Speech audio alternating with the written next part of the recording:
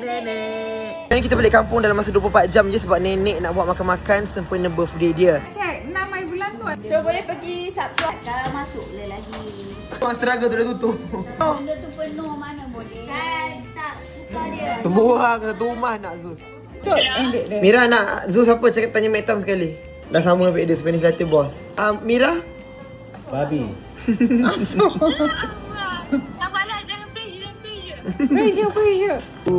Pengat. Tengok dulu ni. Pengat apa ni ubi Yes. Menu kita malam ni nasi lemak. Lauk tumis air, ikan masin, semua belacan. Buang kayu di tu tengah. Lah, coklat jatuh pula. Zuz stok semua orang. Disponsor oleh Asfah Harry. Pendek, goreng ikan bilis dengan nak buat sambal. Itulah bodoh je.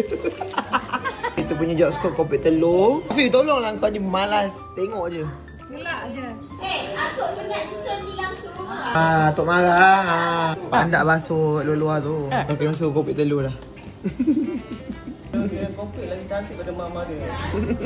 Sambal selemak in the making. Apa pula karipap ni? Karipap apa Afif ke? Masuk situ. Tak sanggup. Bawa lagi dah baik. Lagi panas sekali. Etam. Apa bersambal? Sudah tak? Rasa. Tak. Komen tu. Masalah dia.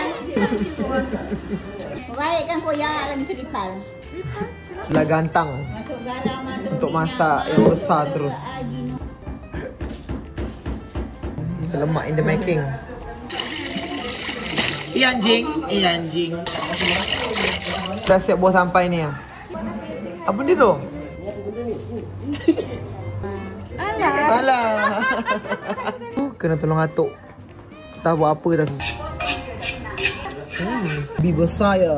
Tadi ambil. Dia ni order tak pandang lagi dia masuk. Potong ni. Jadi ni. Kita potong telur.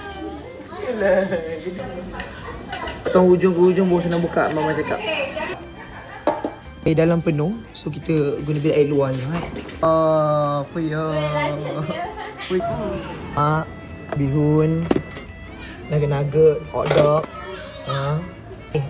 Nasi empit. Rendang ayam. Meriah-meriah.